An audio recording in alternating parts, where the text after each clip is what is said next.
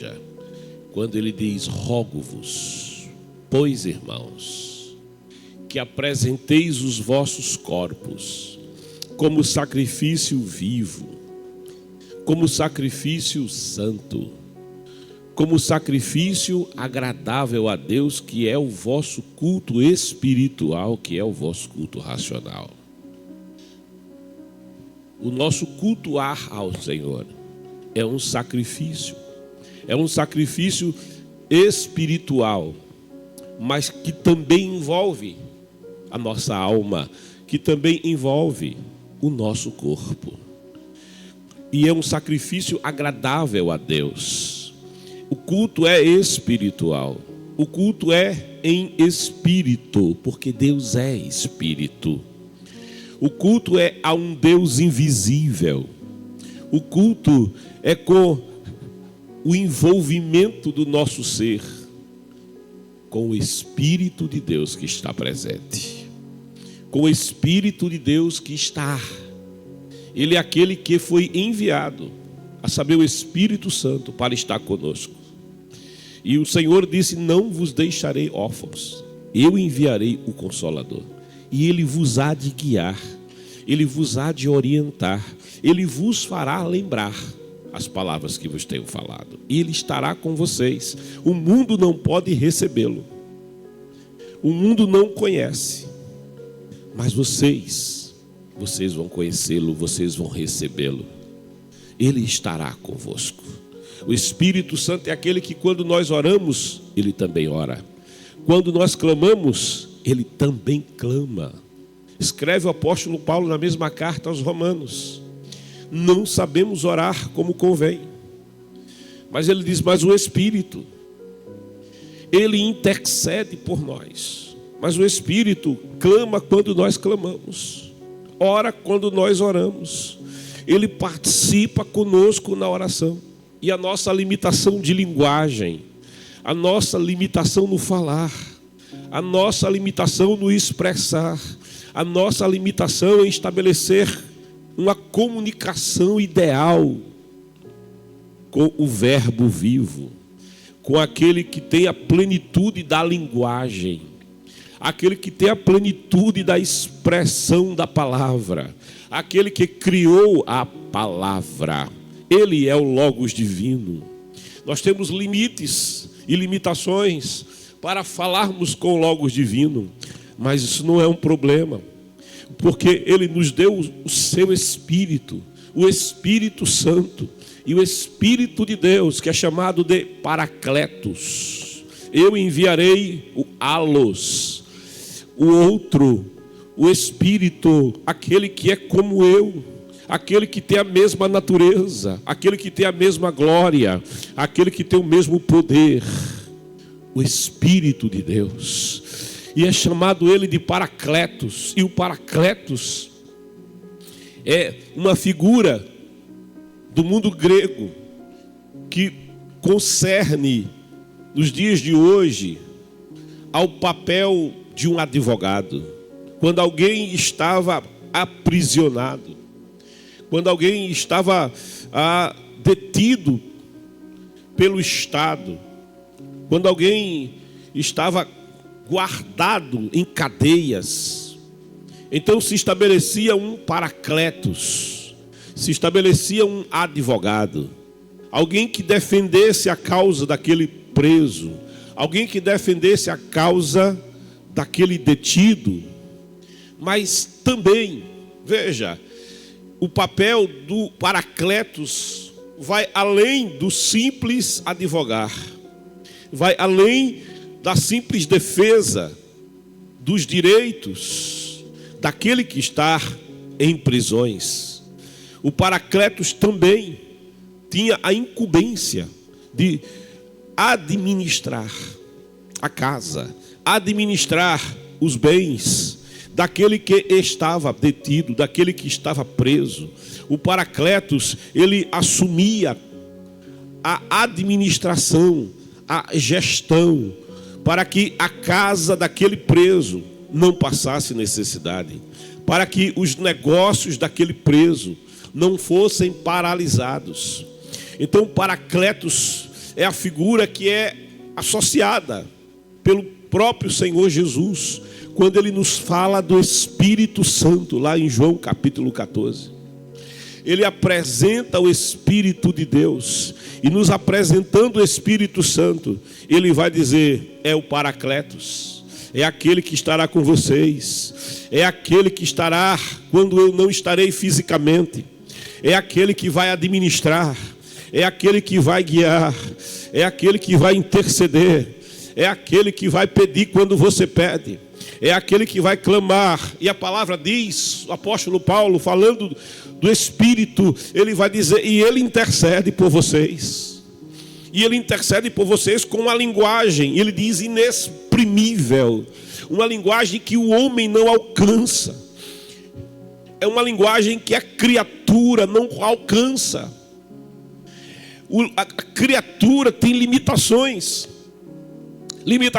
para se comunicar com o Deus eterno, com o Deus ilimitado, com o Deus onisciente, com aquele que é a fonte de todo saber, com aquele que é a fonte de toda ciência, com aquele que é a fonte de toda sabedoria. Nós conseguimos enxergar até a linha do horizonte, sabe, até onde o sol se põe, os nossos olhos ainda conseguem alcançar, mas além do pôr do sol, não podemos ver, além do pôr do sol, não podemos alcançar. No entanto, o Senhor, ele não vê apenas aonde o pôr do sol se dá, mas ele vê o dia seguinte, e ele vê o outro dia, e ele vê a próxima semana, e ele já vê 2026, ele vê janeiro, fevereiro, olha, ele vê 2027, e 28, e 30, e ele está vendo a eternidade, a sua visão, o seu saber, o seu alcance é atemporal. O tempo não controla, o tempo não o delimita, o saber não o contém. Nós temos informações limitadas. A própria revelação de Deus na Bíblia, ela não nos é dada, não nos é concedida de uma única vez. Não, a revelação de Deus é progressiva. E ainda que nos seus 66 livros, na antiga e na nova aliança, a revelação de Deus nos tenha sido dada. O apóstolo Paulo, falando desta revelação, ele diz: nós vemos, mas é por espelho. Nós vemos, mas como que por um material polido. E quando Paulo fala de metal polido, ele está se referindo aos antigos espelhos do passado, que não se fazia espelhos como nos nossos dias, de vidro, com aquele material que é pintado, aquela tinta prateada que é colocada por trás, e em conjunto com o vidro consegue formar uma imagem adequada, quase tão real quanto que os nossos olhos contemplam além do espelho. Nos dias de Paulo, nos dias da escrita do Novo Testamento e antes mesmo, e se utilizava materiais de metal, se polia aquele metal, se polia aquela peça de metal, para que uma vez bem polida pudesse ter uma imagem, pudesse formar uma imagem. Mas ainda que a imagem fosse a melhor possível, ainda estava distante da realidade. E o apóstolo Paulo, utilizando a figura do espelho metálico polido, imagina alguém que pega uma panela e limpa bem aquela panela e faz um polimento mais perfeito possível daquela panela, e então olha-se com aquela panela e vai ter ali uma imagem. Mas aquela imagem, você sabe, não é boa o suficiente, não é perfeita o suficiente. E o apóstolo Paulo diz: é a revelação que nós temos. Ainda que tenhamos o Novo Testamento, esta revelação ainda não é plena. Esta revelação é limitada. Alguém já disse: o que nós sabemos da revelação de Deus é uma gota. E o que nós desconhecemos é um oceano. Eu digo mais: o que nós sabemos é um grão de areia. O que nós desconhecemos é o universo completo. Deus é um Deus ilimitado. Deus é um Deus de um saber ilimitado, de um poder ilimitado. Jó vai dizer, falando dele, da sua glória, do seu poder, ele diz: ele criou o sol, a lua, as estrelas. Ele vai dizer: ele criou o Órion. Ele fala, se refere à constelação de Órion, o caçador. E ele diz: ele criou as Pleiades, ou 7 estrelas, próximo ali da ponta da lança de Órion, o caçador. Ele diz mais, ele fala de um Deus que não só criou as estrelas, mas chama cada uma delas pelo nome, e elas o obedecem, elas atentam ao seu chamado. E ele olha para todo o universo que ele consegue alcançar. E olha que ele não tinha um telescópio. Ele não tinha o telescópio Hubble. Ele não tinha o novo, mais moderno, telescópio lançado, que consegue informações que o Hubble não é capaz de captar. E ele olha para os céus com os olhos carnais, sem ter uma lente que o auxilie. E olha para a Via Láctea, e olha para as estrelas, e olha para tudo quanto ela alcança e abarca no céu da noite. E ele diz: e tudo isso é apenas a orla do seu manto. Ele consegue perceber a grandeza de um Deus que ele mesmo é ilimitado para alcançar. Então veja, quando eu me comunico com este Deus, a minha comunicação não é perfeita, a minha comunicação é limitada, eu sou criatura. Não dá para abarcar esse tão grande Deus. Me recordo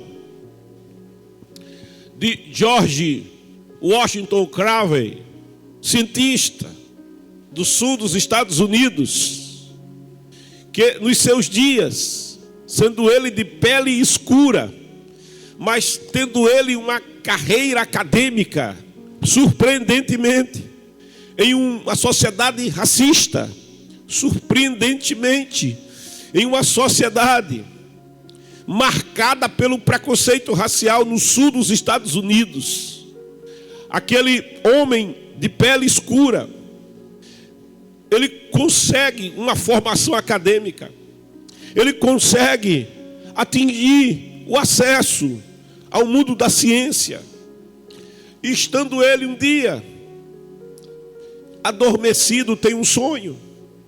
E no seu sonho, ele se vê no alpendre da casa. E lá no alpendre da casa, ele sonha que está falando com Deus. Ele contempla o firmamento. Ele contempla aquilo que Jó chama de a orla do seu manto. E ele vê e contempla a grandeza de Deus.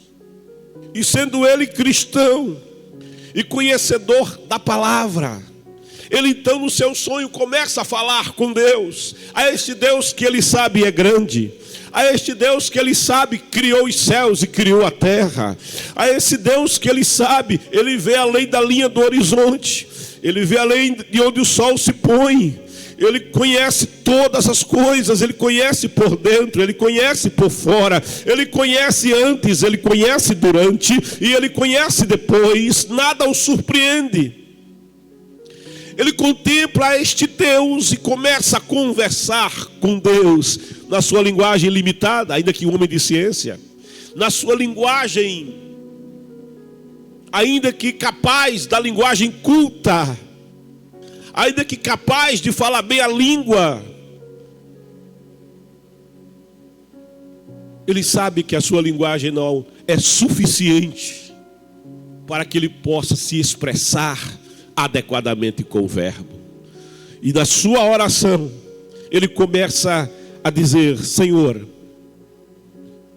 me conceda. Ele sabe que na oração pode pedir. Ele sabe que na oração pode apresentar o desejo do coração a Deus. E ele diz: Senhor, me conceda que eu possa saber tudo no que concerne a mente do homem. Me permita, Senhor, ser capaz de conhecer o que vai na alma humana, o que vai no pensamento do homem, no raciocínio do homem. Ele, como cientista, tem o desejo de conhecer mais profundamente a capacidade do pensar humano, a cognição humana, as sinapses da mente humana.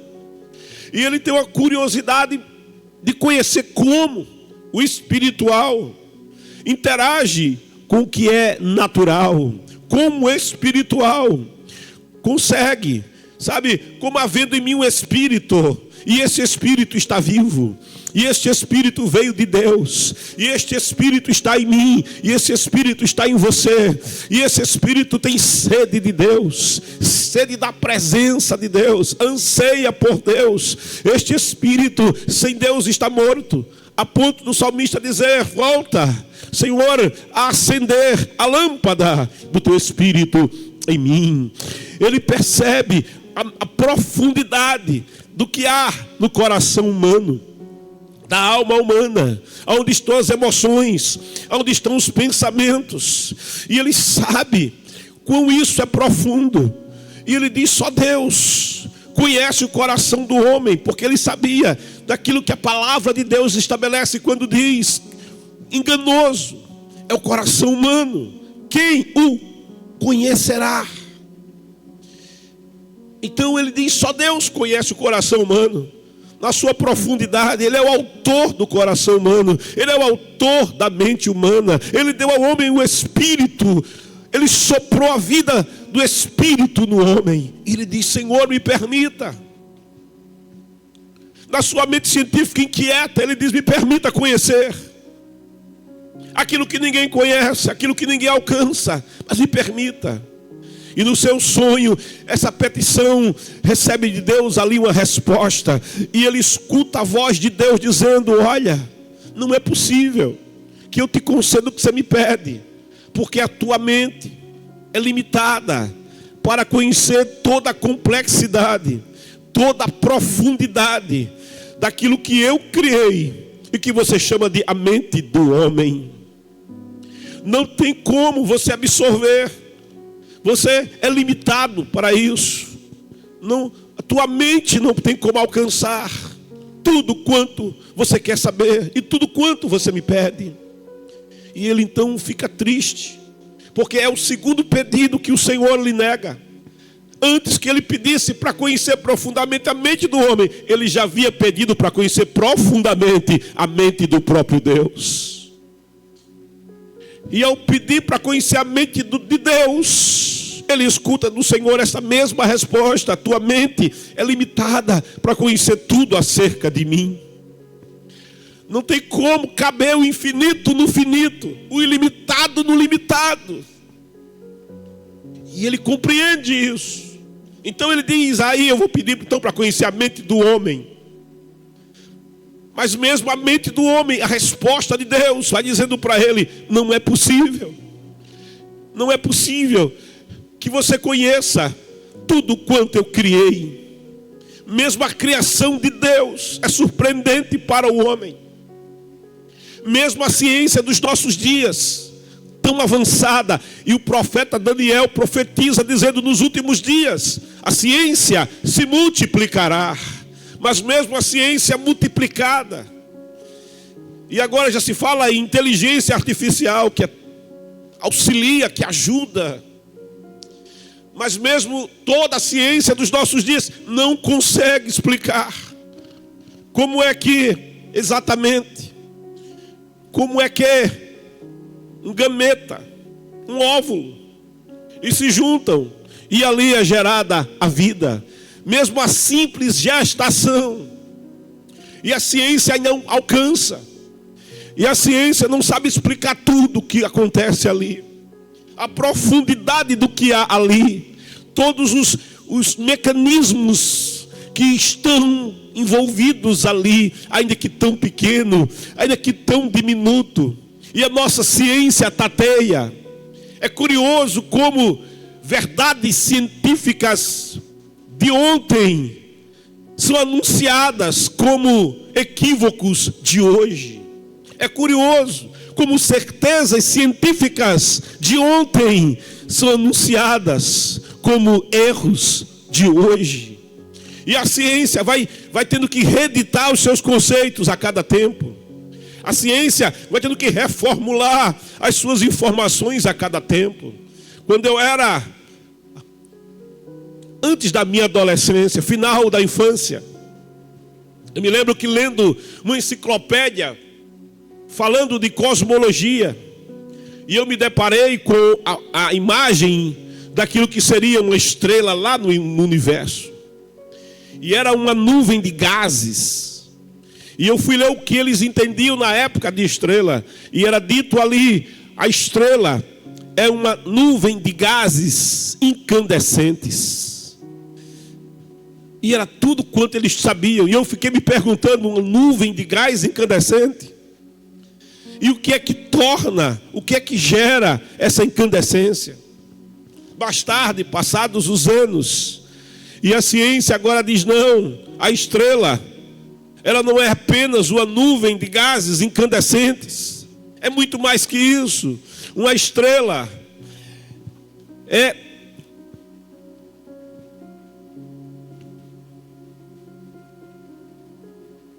um centro nuclear, é um reator nuclear. Essa é a palavra que eu procurava.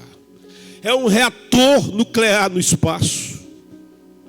E este reator nuclear, debaixo de muita pressão gravitacional, que conseguiu concentrar naquele único ponto um volume tal de material, um volume tal de matéria, que é pressionado e cada vez mais pressionado em progressão geométrica, pressionado pela gravidade, pela força gravitacional, peso sobre peso, pressão sobre pressão. A pressão é tamanha, aumenta a tal ponto que os átomos e a menor partícula da matéria, que as partículas do átomo mesmo, elas começam a ser comprimidas umas contra as outras. E acontece o que a ciência chama de fusão nuclear. É o inverso da fissão nuclear, quando o átomo é quebrado e libera o poderio do Sol, e você conhece como bomba atômica. Ali se dá o inverso. O material está sendo comprimido a ponto de que os núcleos atômicos começam a se juntar.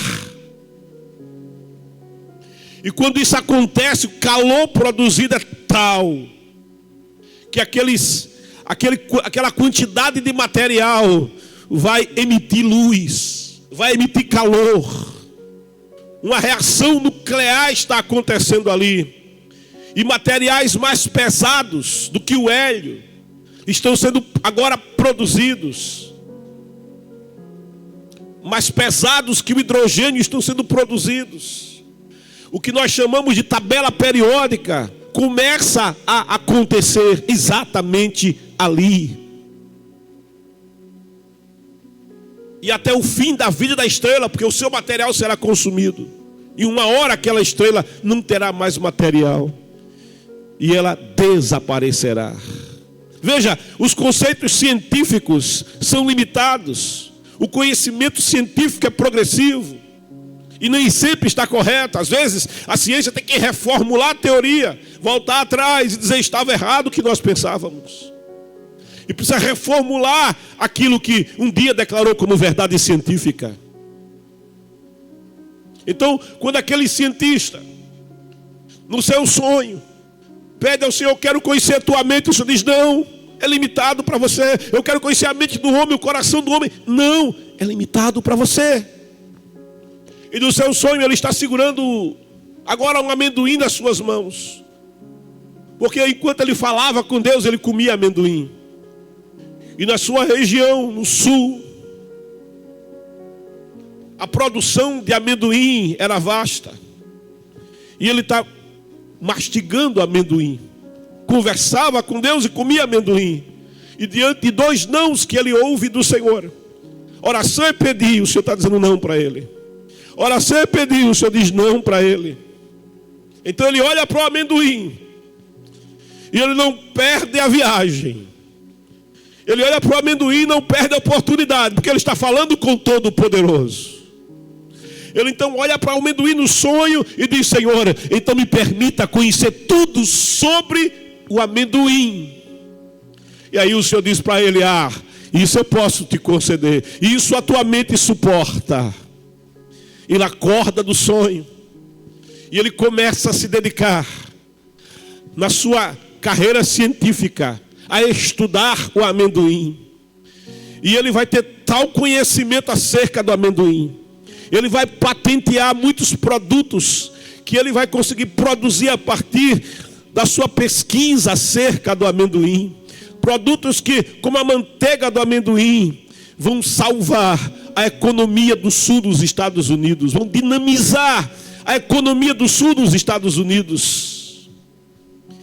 Certa ocasião, aquele cientista negro de cor, ele vai a um seminário científico. E como havia um racismo muito forte ainda, eles olham para ele e dizem: a maior autoridade mundial no amendoim está aqui. E eles precisavam dar fala para ele. Mas como ele era um homem de cor, vão dar ele apenas 10 minutos para ele falar. Limitam o tempo, já que não podem tirar-lhe o título de cientista, já que não podem negar a sua autoridade naquele assunto. Eles admitem 10 minutos para que ele fale àquela plateia. E ele, em 10 minutos, ele fala com tal profundidade do amendoim. Ele expõe tal conhecimento do amendoim, apenas 10 minutos, que a plateia fica espantada. Após a palestra, um jornalista pergunta para ele: Doutor Jorge, como o senhor sabe tanto sobre o amendoim? O senhor surpreendeu esse seminário. A sua fala chamou a atenção da plateia mais de qualquer outro que tenha feito falas ali. E o senhor, num tempo tão pequeno, como é que o senhor sabe tanto? E ele disse: foi Deus. Foi Deus que me concedeu. Eu pedi a Deus que me concedesse, já que eu não podia conhecer toda a mente de Deus, tudo sobre a mente do homem, então que ele me concedesse conhecer tudo sobre o amendoim. E Deus atendeu a minha oração. Somos limitados. Somos limitados na linguagem. Somos limitados na capacidade de nos comunicar com o Senhor.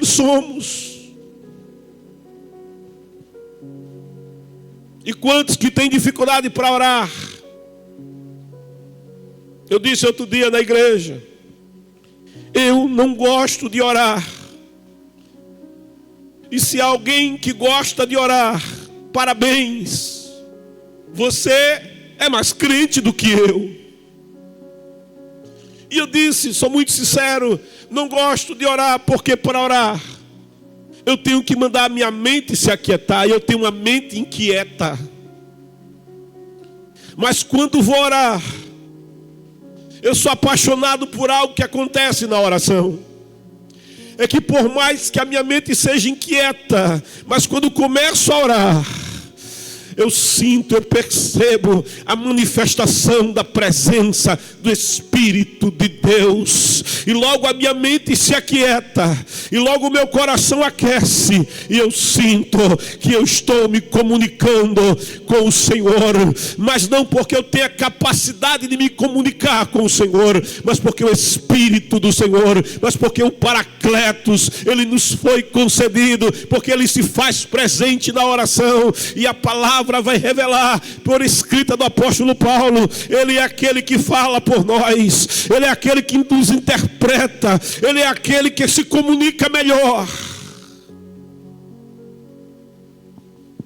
É Deus falando com Deus, é Deus se comunicando com Deus a partir da nossa linguagem pequena, restrita, limitada. É Deus interpretando o nosso coração. Só Ele conhece o coração do homem.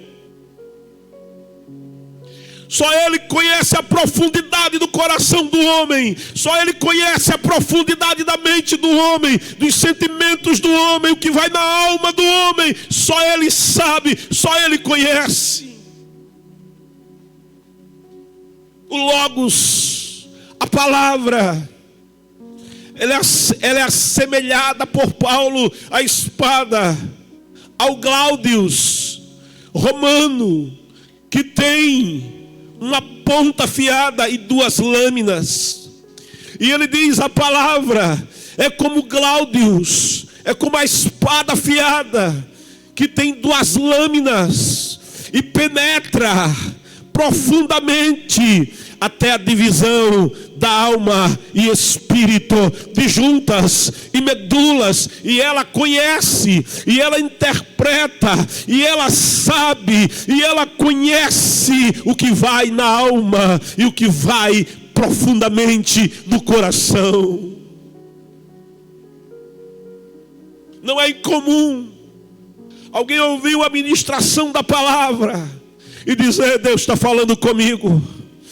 O pregador não sabe, mas aquilo que ele está ministrando está vindo direto à minha alma, está falando comigo, está tratando comigo, está respondendo a questões que vão no meu coração. O pregador não sabe, parece até que ele sabe, parece até que ele me conhece, parece até que vive comigo. É a palavra que penetra, é a palavra que conhece, é o Logos, é o Espírito. Ele conhece o teu coração, Ele discerne a tua alma, Ele vai no teu interior e na tua mente. O Senhor diz assim: será a palavra, o Logos, que sair da minha boca, não tornará para mim vazia, mas ela vai e cumpre o que me apraz. Somos limitados na comunicação. E comunicação envolve um emissor, um receptor e um código de comunicação. Um emissor é a tua alma, um emissor é a tua mente, um emissor é o derramar do teu coração, um emissor é o derramar da tua alma, é o coração fervente em oração, é a alma sendo derramada, é Ana de joelhos, é Ana derramando o coração, vertendo lágrimas. Ela já não tem mais palavras, ela tem apenas gemido, ela tem apenas a dor que ela sente. Mas o Espírito do Senhor, Ele interpreta, o Espírito de Deus conhece, o Espírito Santo sabe, enquanto Ana geme, o Espírito de Deus conhece, o Espírito de Deus interpreta, o Espírito de Deus sabe. Eli, sumo sacerdote, olha para ela e diz, cheia de mosto a essa hora, cheia de mosto, como pode tão cedo de manhã, e você já está embriagada? Larga esse vinho, larga esse hábito terrível da tua vida, deixa essa tua embriaguez, mulher. Ele repreende Ana, e Ana ouve aquilo, angustiada que estava. Ela não se rebela, ela não se exaspera, ela não agride com as palavras de agressão que está chegando até ela, mas ela humildemente, ela se coloca diante do homem de Deus, do sumo sacerdote, e ela diz: não estou embriagada, mas eu estou angustiada. Eu estou angustiada. E na minha angústia, eu já não tenho palavras. Na minha angústia, eu só tenho lágrimas. Na minha angústia, só Deus sabe o que vai no meu coração. E o Espírito de Deus, que estava ali, que geme com aquele que geme, porque escreve o apóstolo Paulo, ele intercede por nós na oração. A nossa comunicação não é perfeita, mas o Espírito de Deus, ele intercede por você com gemidos inexprimíveis. Ele interpreta o que ninguém é capaz de interpretar. Ele conhece o que ninguém é capaz de conhecer. E com uma linguagem que nos escapa, com a linguagem que não podemos expressar, o Espírito de Deus fala com Deus. Deus se comunica com Deus. Não é de admirar que quando o Espírito de Deus desce em Atos 2 e declara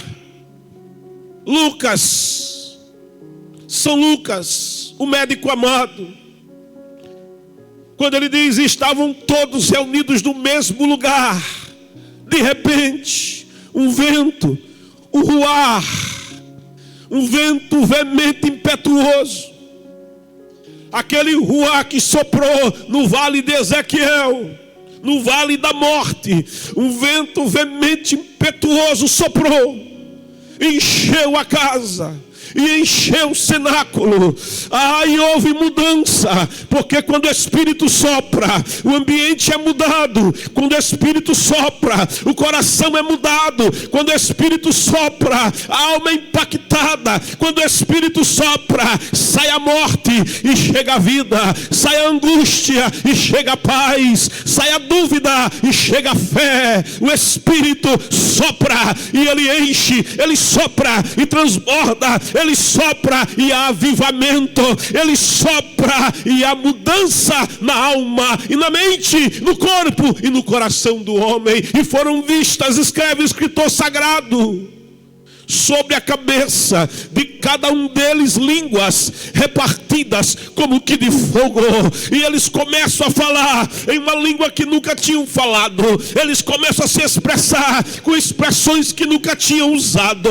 Eles começam a usar uma gramática que eles não sabiam, que eles não conheciam, mas que começam a falar, porque o Espírito, ele concede, o Espírito, ele se move, o Espírito é o criador da linguagem, é o que produz a perfeita linguagem. O apóstolo Paulo,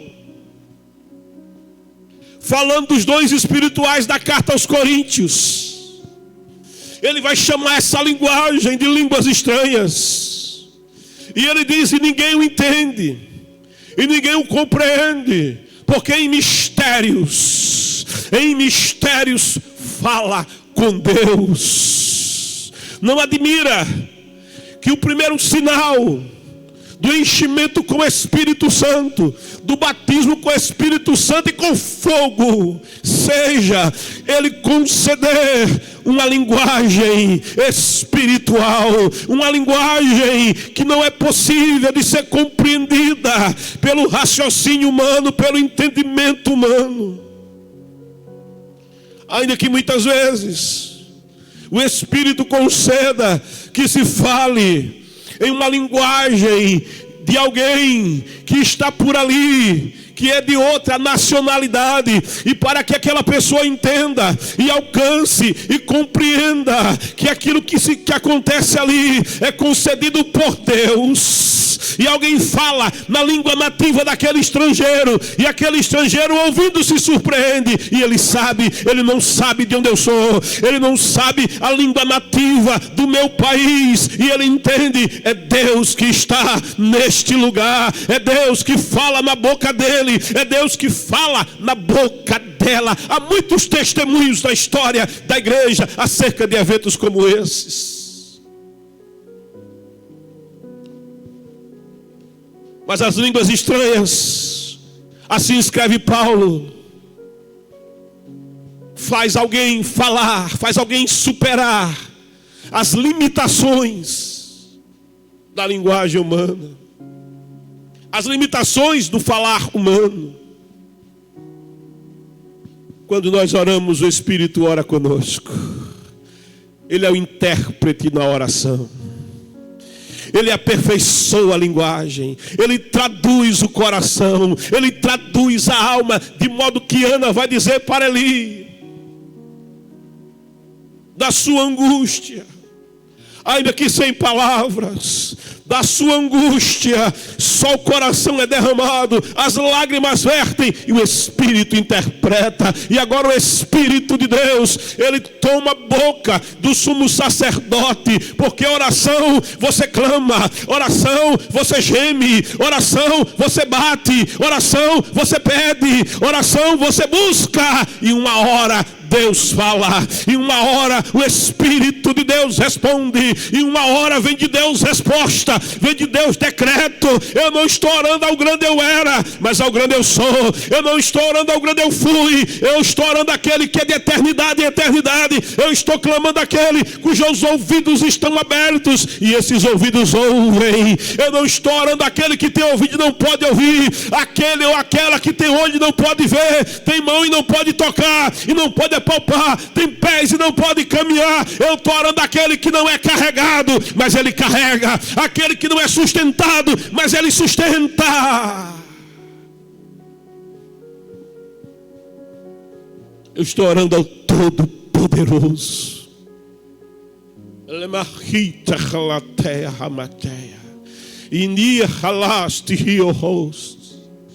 E uma hora ele responde. E ele toma a boca do sumo sacerdote e diz: mulher, seja concedido a tua petição, como tens feito, como tens pedido. E aquela palavra penetra o coração de Ana. A graça chegou, Ana. A resposta chegou, Ana. O tempo de cantar chegou, Ana. O tempo de se alegrar chegou, Ana. Resposta de Deus está vindo para a tua vida, Ana. Ela é o rei. E ela levanta da oração. E a palavra diz: e o rosto tinha mudado, e a alma tinha mudado, e o coração tinha mudado. A angústia ficou, a angústia saiu, porque resposta de Deus alegra o coração, resposta de Deus muda a alma, mover do Espírito impacta o teu ser. E ela se levantou, e o rosto dela, ela estava caída, mas agora está de pé. Ela estava angustiada, mas agora ela tem uma certeza, ela tem uma convicção, ela tem uma alegria, ela tem uma visão, ela tem uma perspectiva, e ela vai adorar a Deus, ela vai agradecer ao Todo-Poderoso, ela vai cantar um canto de vitória, ela vai salmodiar o Senhor, ela vai exaltar o Senhor, ela vai falar das grandezas de Deus.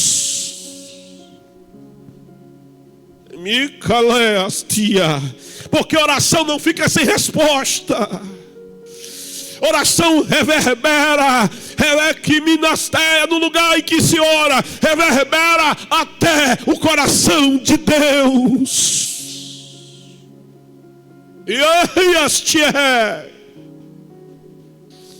Oração não é natural, é espiritual.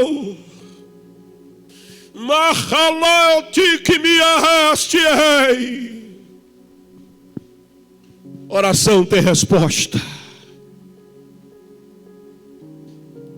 E Ana vai ouvir aquela palavra, e ela entra de posse naquela palavra.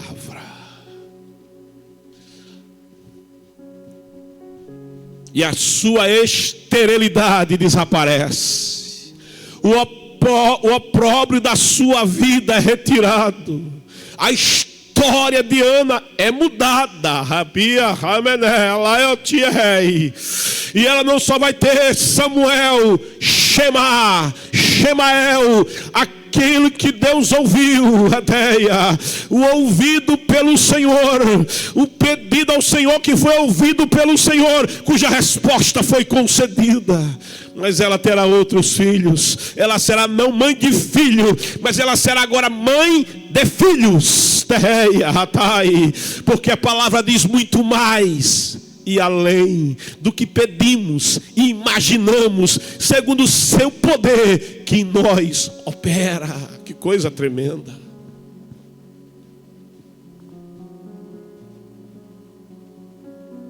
Em Atos 14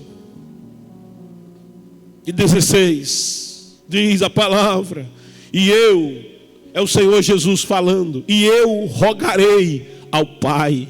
Ou seja, eu orarei ao Pai, eu pedirei ao Pai. Jesus orava.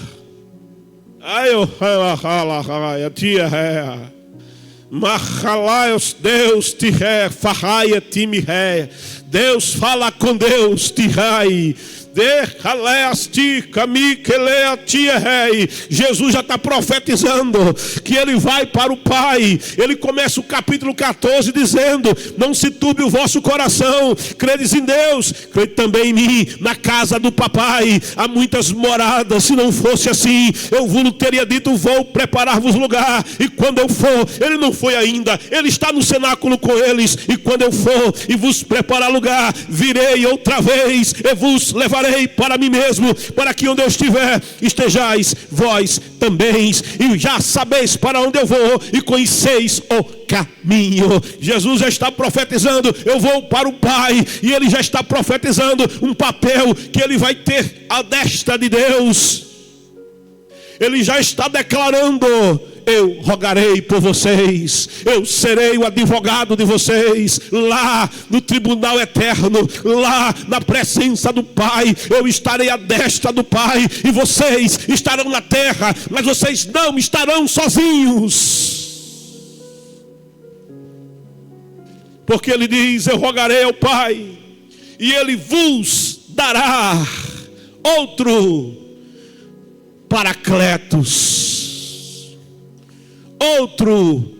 Paracletos, o Alus Paracletos, aquele que é como eu, e aquele que vai cuidar, aquele que vai administrar, aquele que vai gerir, aquele que vai interpretar, aquele que vai conhecer, aquele que vai romper os limites de vocês, as limitações de vocês. Ele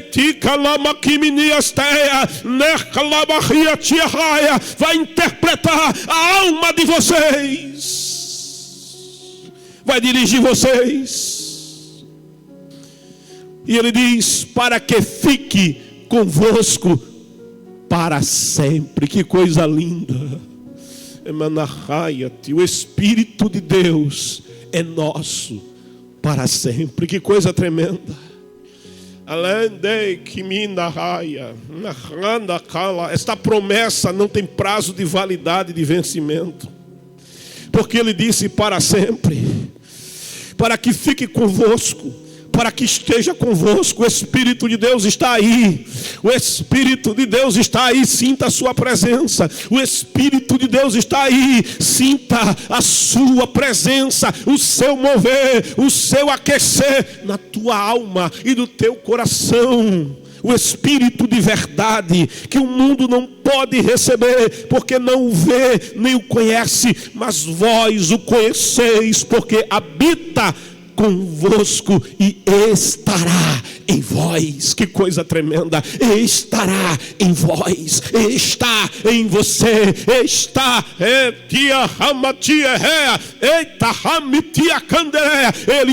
Ele está em você, ele vive em você, ele convive com você, ele habita em você. O apóstolo Paulo diz: não sabeis que sois o templo, a casa, o lugar da morada do Espírito de Deus.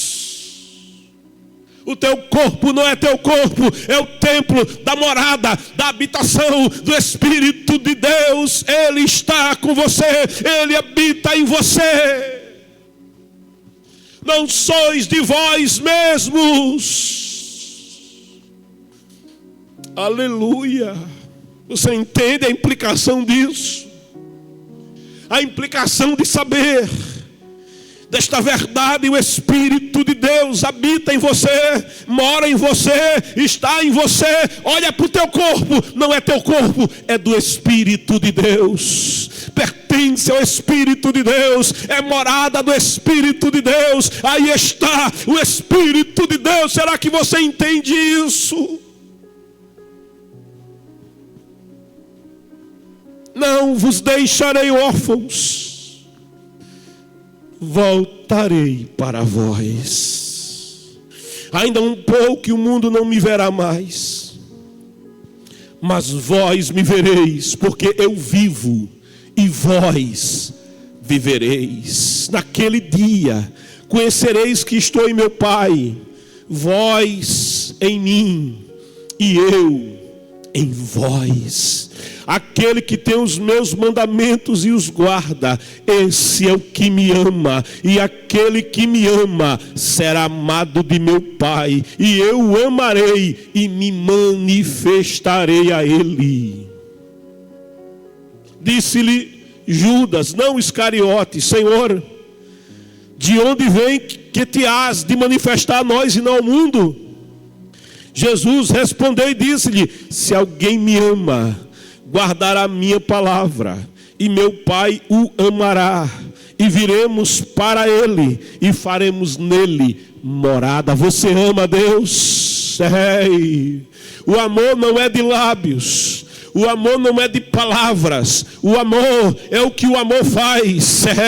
O amor é o que o amor decide fazer, é o que o amor decide viver. O amor, ele disse: alguém me ama, guardará a minha palavra, vai viver a palavra. Adoração é em verdade. Que verdade é essa? É a palavra, é que eu guardo a palavra, é que eu ando conforme a palavra, é que meu corpo não é meu corpo, é a habitação, é a morada do Espírito de Deus. Espírito de Deus não é pichado. Tem alguém que quer pegar o templo do Espírito e quer pichar, quer sair pichando aqui à esquerda, porque todo mundo faz, é a moda.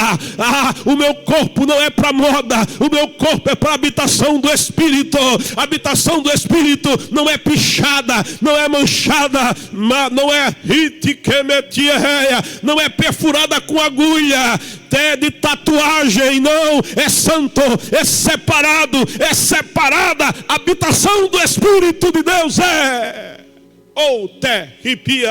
Mirelea, guarda a minha palavra. Quem não me ama não guarda as minhas palavras. Se eu digo que amo a Deus e não atento para a sua palavra, eu estou mentindo. Quem não me ama não guarda as minhas palavras. Ora, a palavra que ouvistes não é minha, mas do Pai que me enviou. Tenho-vos dito isto, estando convosco, mas aquele Paracletos, o Espírito Santo, que o Pai enviará em meu nome, esse vos ensinará todas as coisas e vos fará lembrar de tudo quanto vos tenho dito. Ele não só conhece a mente do homem,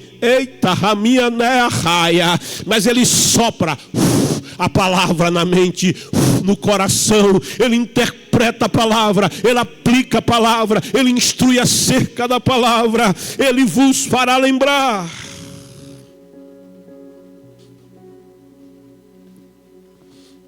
Deixo-vos a paz, a minha paz vos dou.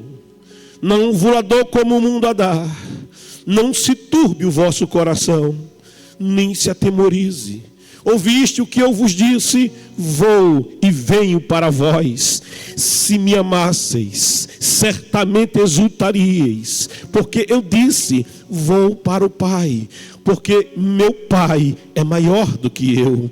Eu vos disse agora, antes que aconteça, para que quando acontecer, vós acrediteis. Já não falarei muito convosco, porque se aproxima o príncipe deste mundo, e nada tem em mim, mas é para que o mundo saiba que eu amo o Pai, e que faço como o Pai me mandou. Aleluia. Levantai-vos e vamos daqui. O Espírito é o intérprete do teu coração. Na semana que passou eu te disse, Jesus é o único mediador. O único mediador entre Deus e o homem. É aquele que Jó perguntou dizendo, não há árbitro entre nós? Há um árbitro entre nós. O apóstolo Paulo conhecia este árbitro.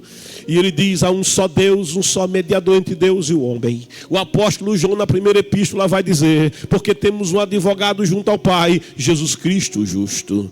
Mas não apenas isso, aqui conosco, olha Ramatia Raia, aqui Renéia e agora Ramanda Keia Turralaia, está o Espírito Santo.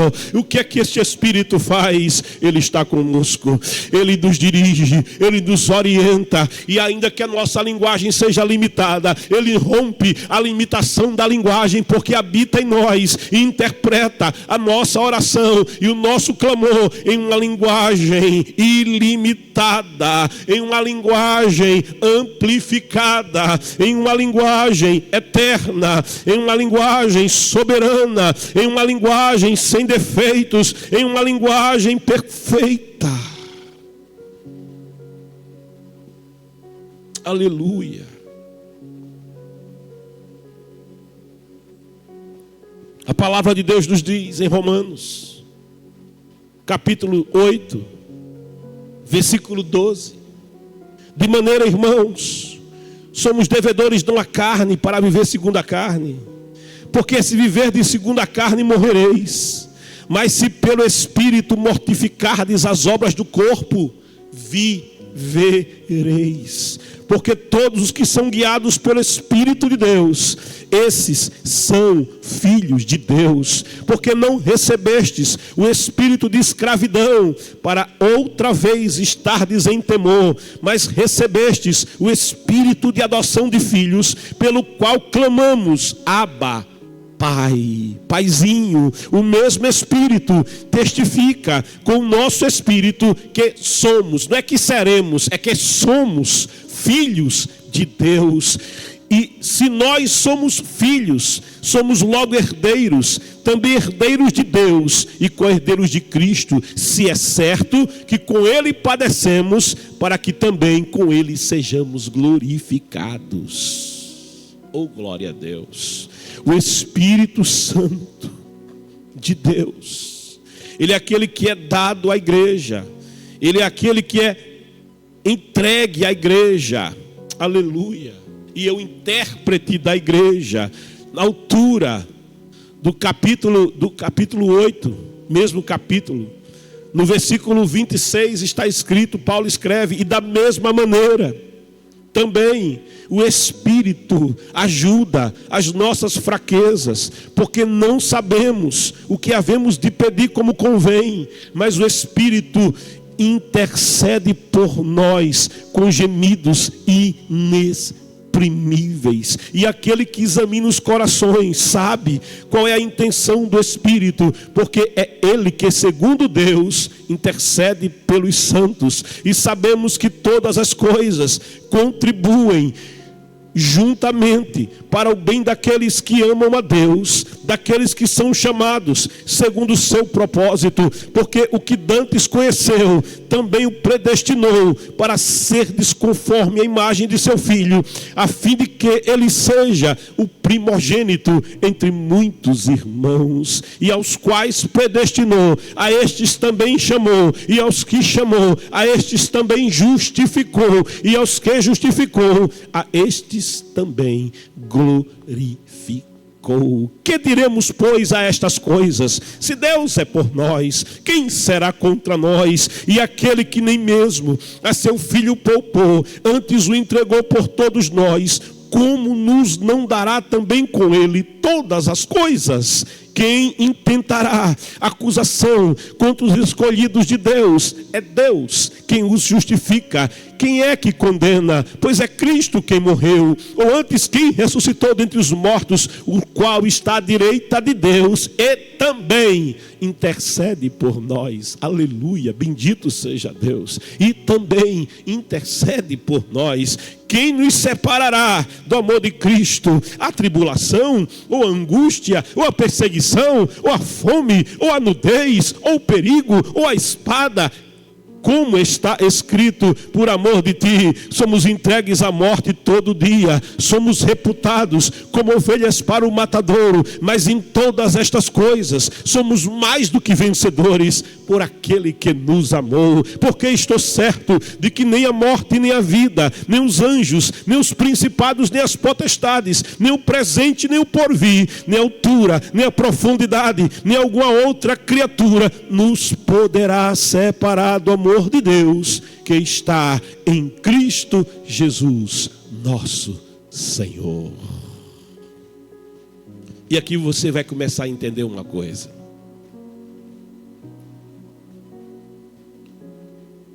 Como é equivocada a doutrina que diz que a criatura intercede pelo homem, que a criatura ocupa o lugar do Espírito de Deus, que a criatura opera naquilo que Deus é quem opera, que a criatura pode fazer aquilo que unicamente Deus pode fazer. Alguém vai se comunicar com o Pai, alguém vai se comunicar com o céu e procura um bocado de padroeiro, padroeira, mediador, medianeira. E você percebe pela palavra de Deus, pela verdade eterna, como é equivocada esta doutrina. Ela é marranda raia. O Espírito de Deus habita em você. Ele próprio mora em você. Ele próprio vive em você. Ele intercede com gemidos inexprimíveis aqui. À destra do Pai está Jesus Cristo, o justo.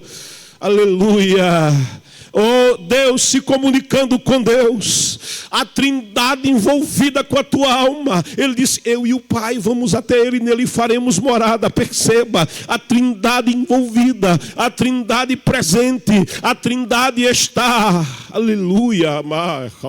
E alguém quer dizer ainda, não tem que chamar mais um secretário, mais uma secretária, mais um assessor, mais uma assessora. Oração é você e Deus, Tireia. Oração é Deus e você, não cabe mais ninguém. Oh glória, você tem acesso pelo novo e vivo caminho, escreve o apóstolo Paulo em Hebreus, pelo novo e vivo caminho que vai além da barreira, que vai além do véu. Tem a liberdade para chegar até o Pai, tem a liberdade para se aproximar. Só tem uma coisa que impede que alguém se aproxime de Deus, é o pecado. Mas a palavra de Deus diz, os vossos pecados fazem barreira entre vós e o vosso Deus, para que Ele não vos ouça. Escreve o profeta Isaías, capítulo 59, versículo 2. Mas 1 João 1,9 diz, se confessarmos os nossos pecados, Ele é fiel e justo para nos perdoar os pecados e nos purificar de toda a injustiça. Oh, aleluia. O apóstolo Paulo vai dizer, onde está a morte? O teu aguilhão. Aonde está, ó morte, a tua vitória? Ele vai dizer, ele vai declarar, o aguilhão da morte era o pecado, a força do pecado era a lei, mas tragada foi a morte na vitória, porque Jesus Cristo, Ele foi ao Calvário, e Jesus Cristo, Ele tomou sobre si todo o pecado, Ele removeu toda a barreira, Ele verteu o seu sangue. Só Deus remove a barreira, só Deus te ria, caminiasteia, oh glória, resgata, só Ele salva, só Ele transforma, só Ele regenera, só Ele faz nascer de novo, somente Ele é a porta, somente Ele é o caminho. E Jesus diz: ninguém vem ao Pai senão por mim. Então você percebe como esse ensino de medianeiros e medianeiras é equivocado.